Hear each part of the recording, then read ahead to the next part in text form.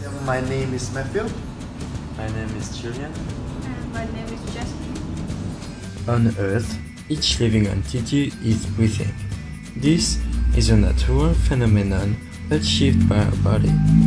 The respiration is the absorption of oxygen and the rejection of carbonic gas. These actions are realized thanks to special vital organs, the lungs. However, many factors are influencing lung capacity. The age, lung capacity is different if you're an old man or a child. The height, the gender, if you're a smoker or if you are sportive. Our principal hypothesis is sport and especially aerobic practices improve the lung capacity. It means people practicing a lot of sport each week are supposed to have a bigger lung capacity. To verify this hypothesis, we analyzed lung capacity on two groups: the athletes who are training more than 4 hours each week, and the non-athletes who have other occupations and are exercising less than the sportsmen. The second hypothesis is do male or female athletes have the same lung capacity? We realized the experiences with men and women to determine if this hypothesis is true or not. What is lung capacity? In the lungs, we have different kinds of volumes. The residual volume, which is the volume of air staying in your lungs after the maximum expiration.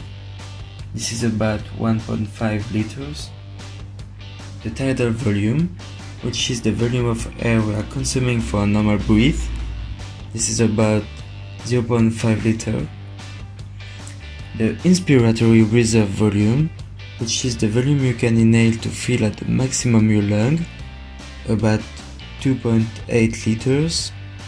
And the expiratory reserve volume, which is the maximum volume you can evacuate from your lungs, about 1.2 liters.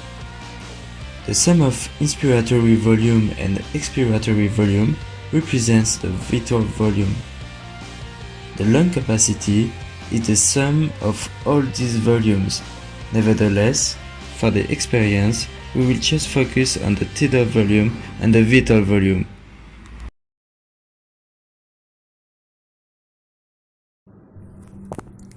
Let's do an experiment to test the lung capacity of different subjects to find out whether aerobic exercise can increase lung capacity.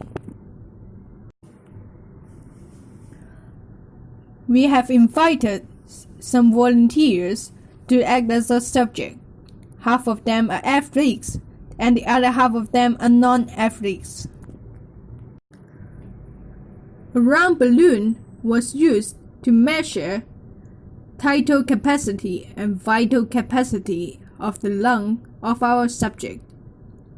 To measure the volume of the balloon, a soft ruler used by the tailor was used. Each subject was asked to stretch the round balloon several times first, to relax the material of the balloon and make it easier to inflate. They were then asked to inhale normally and then exhale normally into the balloon. To help them not force their breathing, they were asked to fill in the questionnaire to distract them. After exhaled into the balloon, immediately pinch the end of the balloon. Then use the soft ruler to measure the circumference of the balloon and record it as C1. After the measurement, the end of the balloon can be released. Then ask the subject to inhale as much air as they can and exhale forcefully into the balloon. After exhaled into the balloon, immediately pinch the end of the balloon. Then use the soft ruler to measure the circumference of the balloon and record it as C2.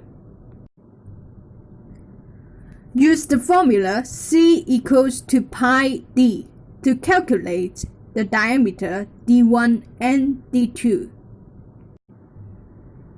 Use the lung volume corresponding to balloon diameter graph to read the volume of the balloon V1 and V2 correspondingly to the average diameter.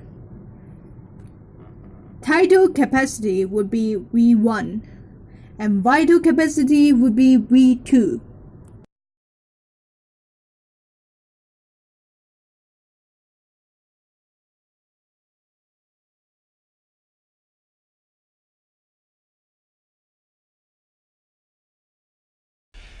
We invite 14 participants to do our experiment and the interview. There are 8 of male and 6 of female.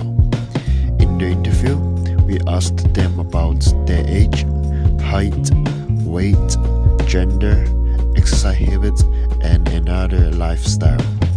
Comparing the results of the experiment and the data from the participants, we find that there are several factors affecting their lungs capacity.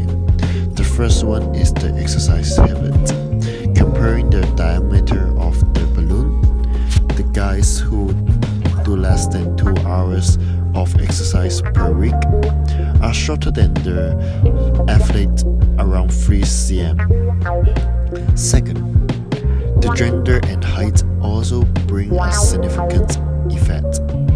The person who is a man and tall will have better lung capacity, and difference is 4 to 5 cm. So you may ask that why I don't talk these two factors independently. Well, it is because that there is a very tight relationship between them. Most of the men are tall than women, and thus it may be the one reason why men have better lung capacity. However, there is a special case for the result. The participant who blew the biggest balloon is a man and he did less than 2 hours exercise per week. So this situation may support that the lungs capacity is affected by their own inert factor. Our first hypothesis is that doing exercise can improve the lungs capacity, and our results also support this hypothesis. Second hypothesis is that there are no differences between male and female. However, according to our results, there actually are significant differences between male and female. Another one is we don't have mentioned in our hypothesis. We found that the innate factor may affect